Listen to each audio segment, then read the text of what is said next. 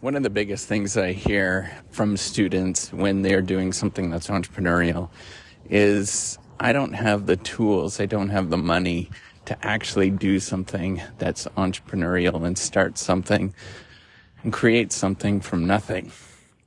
And, my response is always, you don't need tools, you don't need resources, you don't need any of this stuff.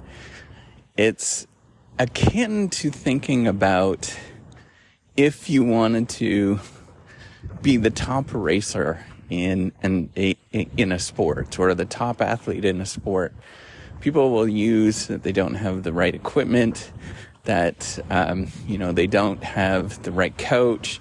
All these things are really, they're important, but it's not at the center of what you actually need. Because the process is about doing something and getting going and making it happen even though it doesn't exist. So the goal is to think of all of the people around, how they actually started to create something. What did that look like? And if you think about it, absolutely everybody started out creating some sort of venture without having the resources at hand. All athletes start from having very little, or most do anyways. They don't have the right coaches, but it evolves, it grows, it turns into something as you keep working at it, as you keep poking at it and prodding and making something and believing that it actually exists. Now, this whole process, what it is, it's actually called an endogenous process or endogenous choice process, where you're thinking about how to actually create something. What you need to do, and the process is actually pretty simple. It follows sort of a basic random walk or a Polya-Earn process, where at each choice along the way, imagine that you can make 1,000 choices along the way, or you have 1,000 different time periods along the way. And each one of those time periods, you do something, and on average, each one of those doing somethings, each one of those actions results in a performance gain, getting extra resources by 5%, by 10%, some sort of relatively low number. To give you a baseline, the best companies in the world grow on average. If you look at the S&P 500 of the top 500 firms in the world, that grow on average roughly about 10%. Give or take a percentage here or there. So imagine every single choice that you do something, 90% of the time, it's actually not going to really work out that well. 10% of the time, it turns into something that is adds value to what you're actually doing. So it ends up at the end of it, you have 10% resources that you accumulate after each individual action. Now, it takes a long time before you actually start getting that return from those particular actions. And it might actually be negative returns for the first 990 times that you do something. And it's actually the last 10 where you get significant returns. And that's actually quite normal with doing something that is innovative. Now, the idea when you do this is not to do anything at a given moment where you're expecting a return instantly. But the idea is to gradually grow, gradually make something, gradually create something that turns into actually something. So what ends up happening is your little tiny actions repeatedly for 1,000, for 10,000 times. A good rule of thumb is, if you think about, that there's research on expertise. Malcolm Gladwell sort of popularized it, but there's actually good research on expertise. I'm blanking on the researcher who looked at this, and it was 10,000 times that you perform something. And at the 10,000th time, you can consider yourself an expert. Now, that includes doing something 10,000 times and also having help along the way. But the way that you actually get help along the way is through repeating it, is through passionately pursuing something. If you compare yourself of creating something from nothing, if you think of entrepreneurship, if you think of innovation as akin to building expertise, right? If you think about that as building expertise, the process is very much this idea of just keep working at it, right? So you wouldn't think that a child, for example, would be a child prodigy at playing piano or the violin. They might be moderately good, but they're not that great. And the only way that they get really good is that they play the piano, they play the violin absolutely every day, and it turns into something. Now, the goal with an entrepreneurial venture to create something from nothing is not necessarily one individual. Now, one individual does make a huge difference, and you can create many people have created expertise around one individual. You can think of almost any speaker. You can think of many entrepreneurs that have startups. We know many of these sort of famous folks that have done this, and it's one individual. But what ends up happening is that one individual kind of walks that crazy, nutty walk. The walk that everybody thinks is really strange at a given moment, people start believing in it. So what once was sort of an idiotic thing or a strange thing or a weird thing that that person is doing actually becomes mainstream and turns into something. And the only way that happens is through considerable repetition of building expertise, building capabilities in a particular area.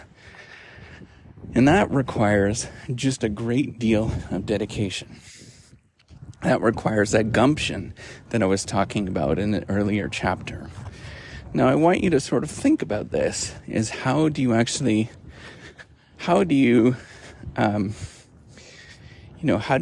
build something from nothing if you don't have the tools?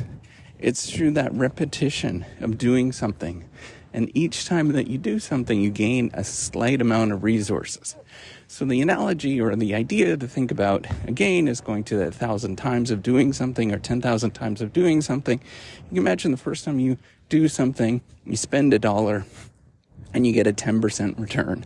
So you only have $1.10. Well, then you have to use $1.10 in the next go round. And then the next go round, you'll have $1.21 because of compound interest. And you repeatedly do that over and over and over again until you actually turn what you're working on into something.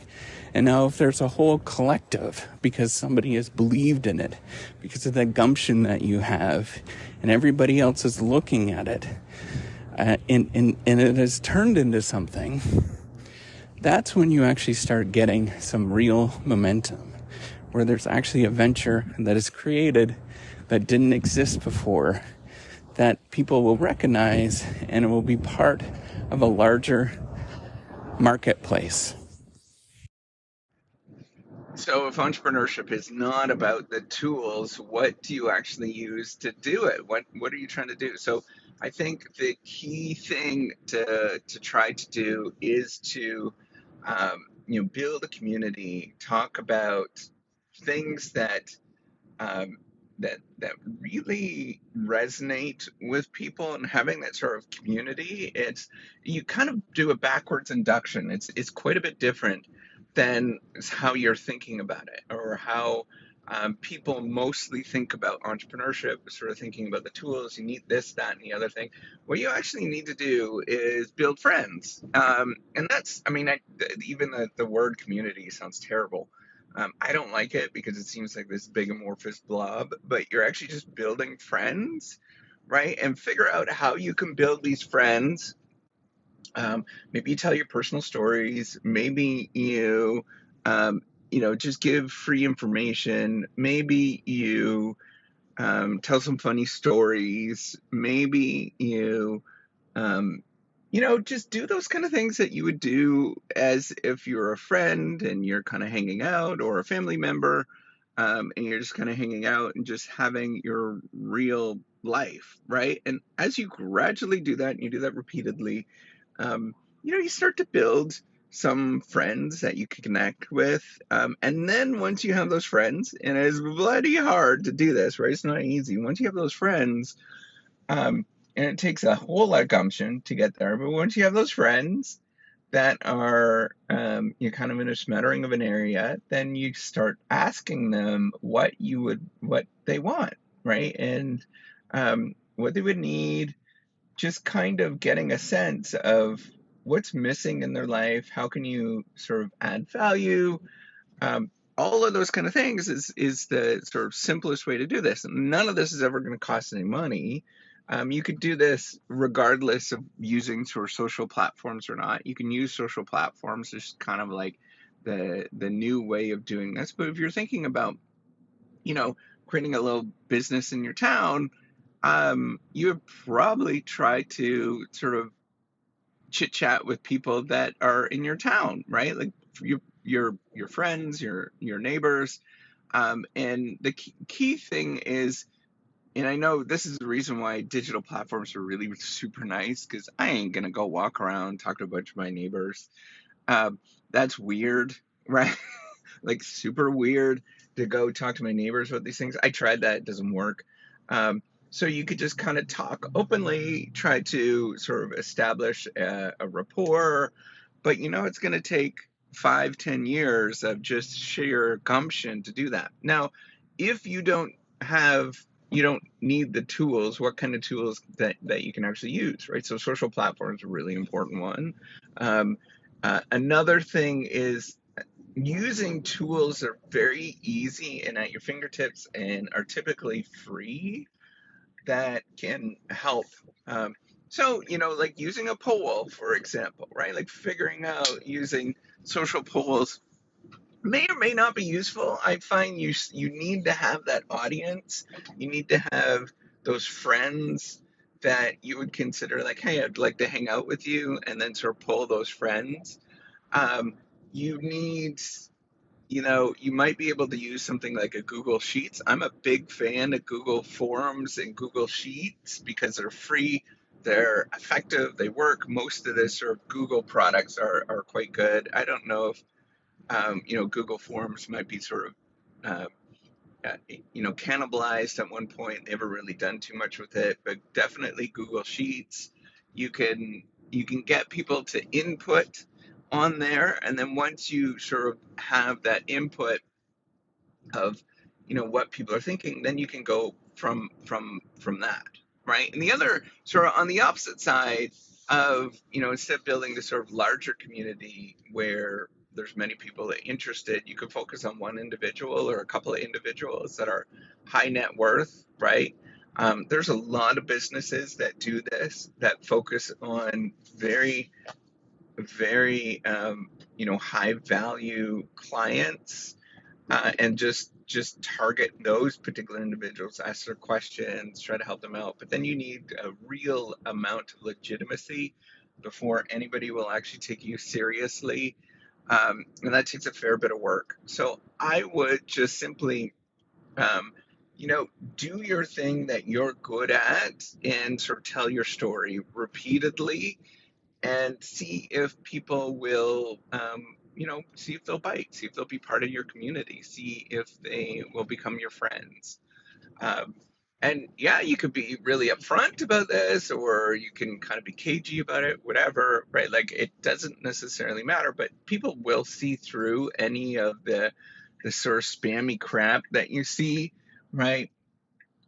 Because maybe you set up some sort of funnel or something like that. That's spammy crap, by the way. And you set it up, and then what will happen is maybe somebody might make one purchase, but then they're never going to use this thing again because they don't trust you because it was spammy crap, and you're selling crap to them. So like figure out how you can use how you can build friends. And I think that's where I'm going with this. And that's the important thing is who, if you have a couple of close friends that are, that you like, um, that you want to hang out with, what would that mean to solve their problems? What would that look like? How might you actually interact with them, so that you can, you can make their life better off? What would that look like? And all of those things, right? If you sort of think about that, none of that is about tools.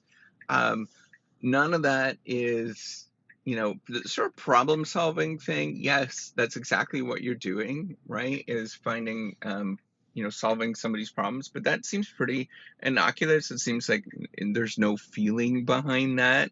And if there's no feeling behind it, it might not be a problem that's necessarily important.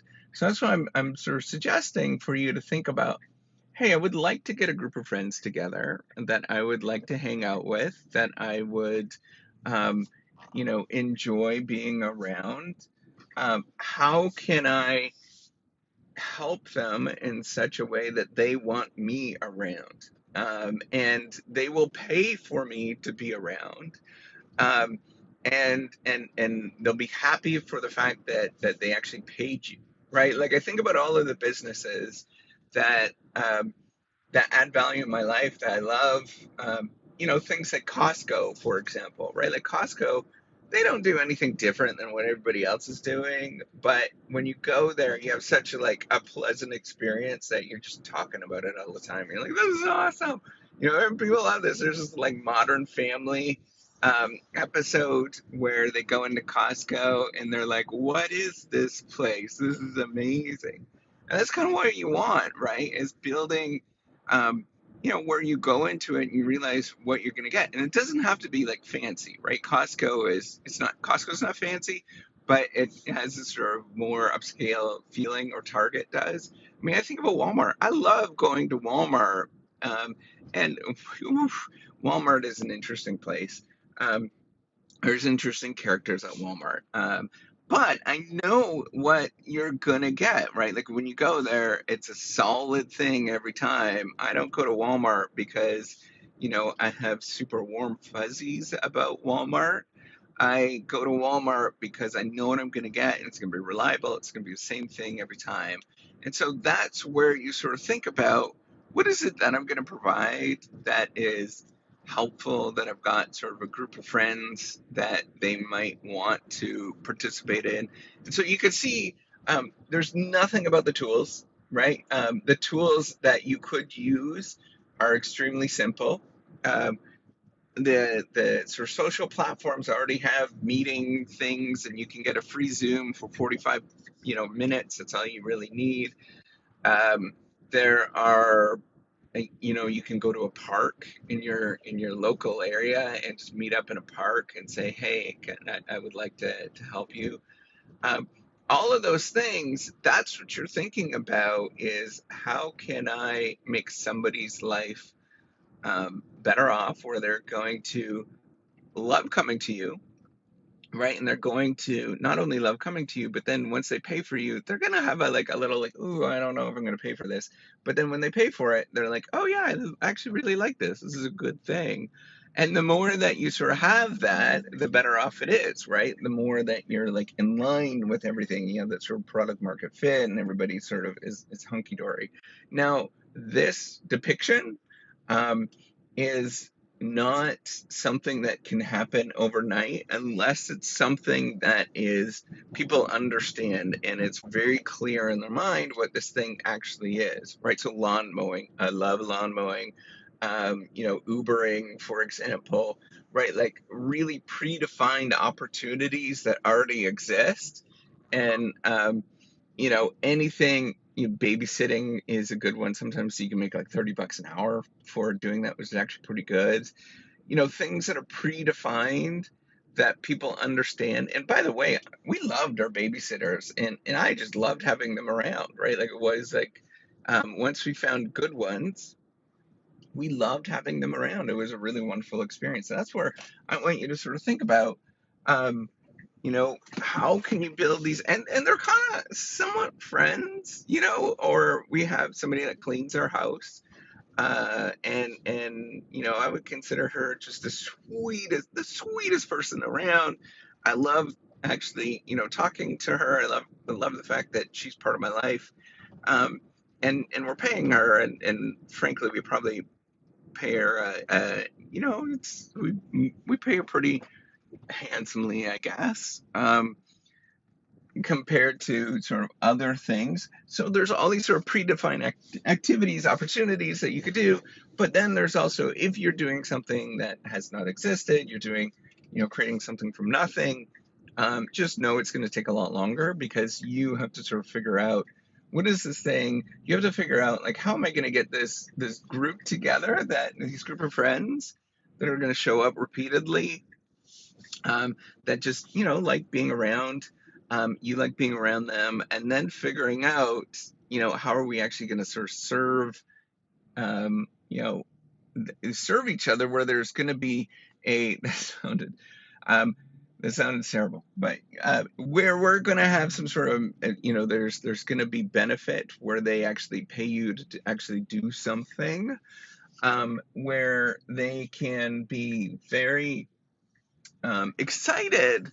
I mean, obviously, there's any time that you extract value from a relationship, right, where they pay you, they might not necessarily be terribly excited, but they might be really happy to actually do that, right? So I can think about, with my friends, for example, when if there was a friend of mine that I trust, that I deeply, deeply trust, and they came to me looking for money, um, they needed, and by the way, I probably would never lend money in the first place to anybody that was really deeply looking for money. But, if that was the case and I paid them, and then there was a bit of interest, I said up front, you just owe me 10% interest over the course of a year. Um, they would probably be happy-ish, which is what I'm sort of suggesting. But that they you know we would still remain friends. It's a little bit of a weird example, but let's say, you know having a friend of mine, they were like, hey, I've got kids, and they would like to cut your grass. I'd be like, sure, all right, you can cut our grass. You can pay us, or we could pay you $25. And if I knew their kids, I would be more likely to sort of engage, and have them part of our life. And if they're really, really nice kids, then I might give them cokes and all of that kind of stuff, right? And so that's what you're kind of looking for, is it's sort of relationships building, and you're not using tools. It's not about the tools per se, but it's thinking about how you can create tools to establish a better relationship, and um, you can actually, everybody is somewhat better off. And every time, this is the thing that I want you to think about, anytime that you extract value from a relationship, in a transactional kind of way, just think it's a little icky, right? And anytime that's a little icky, people are going to be sort of sensitive to that, and just be well aware, that you're sort of detracting from that relationship, right? So I truly believe that people have to be sort of self-motivated and self-interested, right? And people are, to engage with who you are, and engage with the sort of messages and the stories that you're telling. Um, all of those things are super important. And it's not, you can see, none of this is ever about sort of being transactional. None of this is, the sort of typical businessy kind of stuff. It is just about, like, what does it mean to be a decent human being? Stuff that you learned in kindergarten. What does it mean to be a decent human being, so that people walk away from being with you where they're like, I like that person, and I want to keep coming back to that person. And that's a really different mentality. It's a really different sort of way of doing things, than is sort of normally taught. The focus is not on value extraction, but the focus is on, how could we build a friendship? How can we build, friendships for a long time, where people are going to be happy with what you're doing? And anytime that you have a transaction, it's slightly icky, right? That's where you're extracting value, the icky feeling. But if it's good enough, right, and you're sort of really solving the problems, I'm just gonna be like, damn it, this is awesome, and I want to purchase this again repeatedly. Thinking about that is super important. Thinking about how you can do that. Now, you can provide a technical solution, tools, um, that will sort of make up for any upfront, you don't have a relationship and all that kind of stuff, but it's much harder to do. I would sort of establish that relationship first, and then go with sort of figuring out what people actually want. And the reason is that doing the tools up front, building the tools up front, is extremely expensive. It's very hard to do typically, and so the better thing is to build that group of friends that you like to hang out with and they like to be around you as well. All right, so that's the important thing with this chapter is don't focus on the tools per se. There's a lot of free available tools to do amazing things, and it's about how you um, build a group of friends that are willing to possibly pay you sometimes to solve some sort of terrible problem that they have, and then sort of have them engage with you and continue to be part of their life repeatedly because they still they want you part of their life. Like it's a good thing to have you part of your life, and the thing that you keep doing is sort of figuring out ways that you can engage in more deeper and deeper ways like that. All right, take care and have a wonderful day. Must also point out that the reason why you want to create this group of friends together is because you're continuously violating norms, and often the opportunities that you'll find are going to be in these norms violations, period. So it's within the marketplace, it's going to be the things that are not being addressed already in the marketplace because that there are often strong social norms and how we should behave and what that should look like. So it might be that you are solving something for a group that simply cannot engage with any of the technological solutions that are available, or that there is no solutions available because of how we define and structure ourselves within society. So it's not necessarily about the technological solutions or showing people about technological solutions, but it's about thinking of how we're structured within society and then engage with that structure so that you are addressing a need that is not being addressed, right? And that need that's not being addressed is often something that is simply there because of the structure of the way that we organize within society.